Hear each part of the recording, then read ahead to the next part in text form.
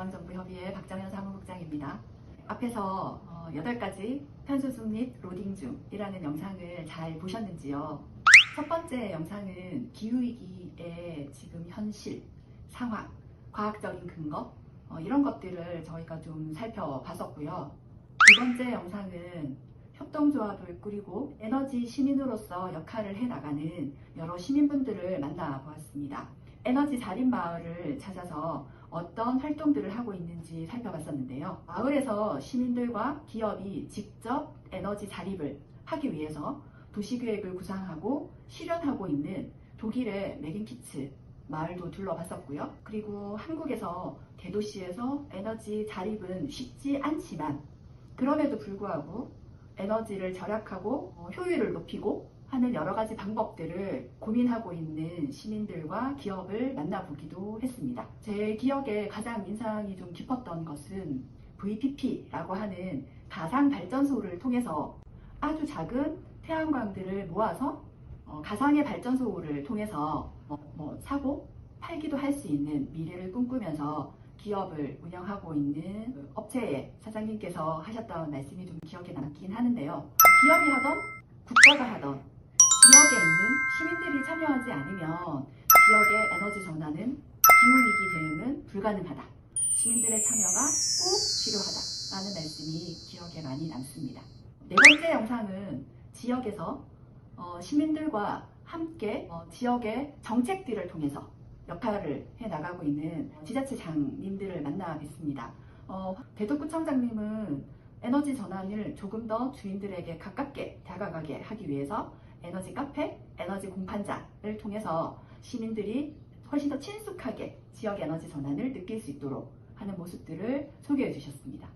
그리고 시민들이 직접 참여해서 도시의 비전, 그리고 에너지 정책을 만든 전주시도 굉장히 인상이 깊었습니다. 이런 여러 사례들이 특별한 것이 아니다 라고 시장님, 구청장님들은 다 말씀을 하셨는데요.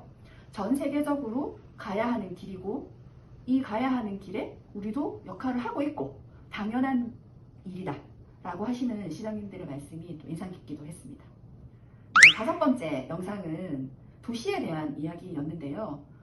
굉장히 많은 에너지를 사용하고 온실가스를 방출하고 있는 도시는 어떤 책임을 져야 하고 어떤 역할을 해야 될까라는 것에 대한 고민에서 시작한 것이었습니다. 도시의 정체성을 지키고 어떻게 살기 좋은 도시를 만드는가에 대한 고민을 직접 실현하고 있는 시장님들의 모습을 담아봤었는데요. 습지를 지키고 나무를 심고 도시숲을 조성하는 시장님들, 새롭게 지어지는 건물들에서 온실가스를 덜 배출하도록 에너지를 덜 소비하도록 여러 가지 조례를 통해서 노력하고 계시는 시장님들의 사례를 담아봤습니다.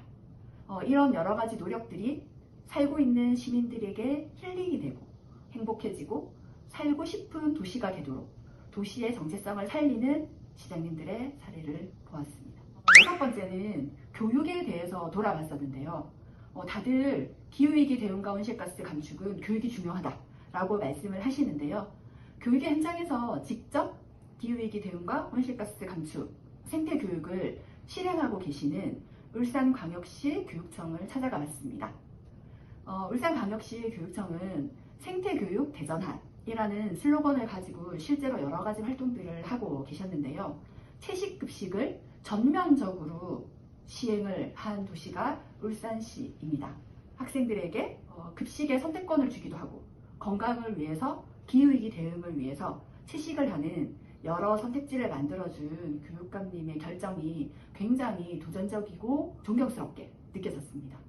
또 기억에 남는 것은 여러 기관의 기관장님들께서 탈석탄 금고 지정 운동에 함께하고 계신데요. 기관에 있는 예산을 맡기는 금고 여러 은행들이 있는데 그 여러 은행들을 지정을 할 때에 석탄 화력 발전소에 투자하는 은행들에게는 더 이상 우리 기관에 돈을 맡기지 않겠다라는 운동입니다.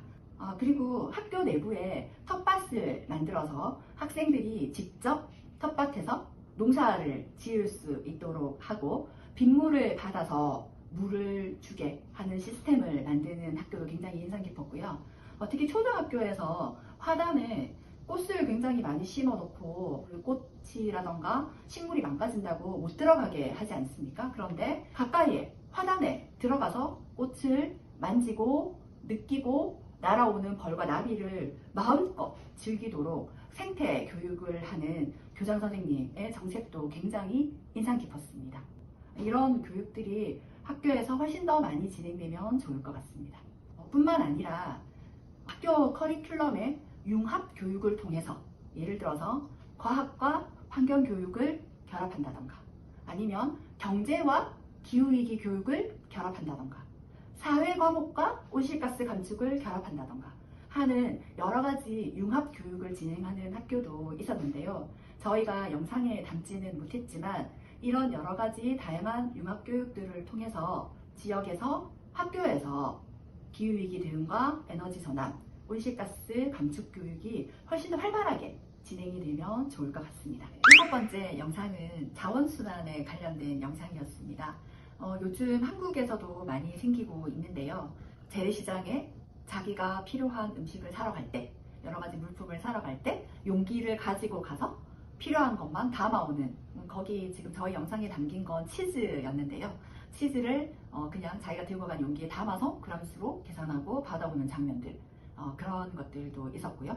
그리고 식당에서 배달을 할 때에, 음식을 배달할 때 그 배달 용기를 다회용으로 사용하고 어플을 통해서 그 배달 용기를 추적할 수 있게, 그리고 반납할 수 있게 한 시스템을 개발한 회사, 그리고 그것이 실제로 적용되는 식당과 손님의 모습을 보여드리기도 했습니다. 마감이 임박한 음식들, 저희가 영상에 담은 건 빵가게였는데요. 내일 되면 팔기 힘든 빵을 오늘 아주 싼 가격에 팔겠다라고 어플에 올려놓으면 그것을 사고 싶은 시민이 가서 예약을 하고 사서 아주 싸게 50% 이상 싸게 살 수 있는 그런 여러 가지 방법도 있었습니다. 파리와 같은 대도시에서 여러 생물들과 함께 살기 위해서 도시 텃밭을 가꾸고 지역에서 나오는 음식물 쓰레기 그리고 여러 나뭇잎 이런 것들을 이용해서 도시 내에 퇴비화 시설을 만드는 장면들도 아마 보셨을 겁니다. 그리고 한국의 사례로는 지금 사용하고 있는 전기차, 폐차하는 전기차에서 나오는 배터리를 다시 재사용해서 캠핑용 배터리를 만들어서 납품하고 계시는 회사의 사장님도 만나 뵀었는데요. 대량 생산되고 대량 유통되고 대량 소비되는 이런 상황에서 이렇게 생산을 주로 하는 동맥산업뿐만이 아니라 이 생산한 것들을 다시 쓰고 새로 쓰는 정맥산업도 같이 부활하도록 해야 된다. 거기에 노력하겠다라고 하셨던 그 사장님의 말씀도 굉장히 인상 깊습니다. 8번째 영상이었는데요. 온실가스를 도시에서 많이 발생시키고 있는 수송, 교통 분야에 대한 여러 가지 이야기들을 좀 담아봤습니다. 파리시에서는 자동차가 다니는 도로 하나를 자전거 도로로 만들어서 자전거가 쌍방향으로 왕복할 수 있는 도로를 만들어서 지금 실험을 하고 있는데요. 저희도 자전거가 다닐 수 있는 길이 훨씬 더 안전하게, 훨씬 더 많이 생기면 조금 더 자동차보다는 자전거를 많이 이용하지 않을까라는 생각을 하게 합니다. 화성시의 경우에는 시에서 사용하고 있는 관용차를 아침 9시부터 6시, 실제로 일을 하는 시간 외에, 그러니까 저녁 6시부터 다음날 아침 9시까지, 그리고 토요일과 일요일 주말 동안에 어플을 통해서 공유를 하고 있는 시스템을 운영을 하고 있습니다. 지금은 화성시에 있는 직원들, 공무원들이 주로 사용을 하고 있는데요. 출근할 때 그 차를 가지고, 공유차를 가지고 출근해서 주차를 해놓으면 조금 있다가 그 차를 관용차로 다시 사용을 하면 되는 겁니다. 화성시의 입장에서는 직원용 주차장을 훨씬 더 줄일 수 있고, 있는 관용차를 통해서 사용하지 않는 시간에 사용을 할 수 있으니까 여러 가지 도움이 많이 되는 것 같습니다. 차가 꼭 필요하다고 말씀을 하시는 분들 중에는 아이들이 있거나 장을 많이 봐와야 되는 분들도 계십니다. 그런 분들을 위해서 유럽에서는 카고바이크라는 자전거를 많이 사용을 하고 있다고 합니다. 어린아이들을 같이 태우기도 하고요. 장을 봐서 짐을 싣고 가기도 하고요. 그런 자전거, 새로운 형태의, 조금 다른 형태의 자전거를 통해서 짐이 있더라도, 아이가 있더라도 꼭 자동차가 필요한 건 아니다 라는 것들을 실제로 생활에서 보여주고 있는데요. 한국에서도 자동차가 아니라 자전거를 조금 더 많이 이용하기 위해서는 여러 가지가 좀 보완이 사실은 되어야 될 것 같습니다. 출퇴근 시간이 좀 넉넉한지, 그리고 출근해서 샤워할 수 있는 공간은 있는지, 그리고 도로가 안전한지, 이런 것들에 대한 여러 논의들을 해서 자동차만이 아니라 다양한 여러 이동수단들도 함께 도로를 사용할 수 있도록 하면 좋을 것 같습니다. 네, 이렇게 저희가 탄소중립 로딩 중이라는 영상의 시리즈를 이제 마치려고 합니다. 다양한 해외 사례들을 담기 위해서 2월과 3월에 해외에 체류하고 계신 분들이 영상을 찍어서 보내주셨고요. 저희 사무국에서도 여러 지자체와 지역들을 다니면서 인터뷰를 하고 여러분들을 만나서 이야기를 듣기도 했습니다. 시작은 조금 가볍게 시작을 했는데 만들다 보니까 점점점 더 좋은 사례들을 더 많이 담을 수 있었지 않을까라는 아쉬움이 남기도 하는데요. 어쨌든 좀 다양한 여러 가지 이 사례들이 기후위기 대응과 지역 에너지 전환, 그리고 온실가스 감축을 하고 싶어하는 많은 분들에게 조금이라도 도움이 되면 좋을 것 같습니다. 기후위기 대응 에너지 전환 지방정부 협의회는 앞으로도 열심히 기후위기 대응과 지역 에너지 전환을 위해서 노력하도록 하겠습니다. 감사합니다.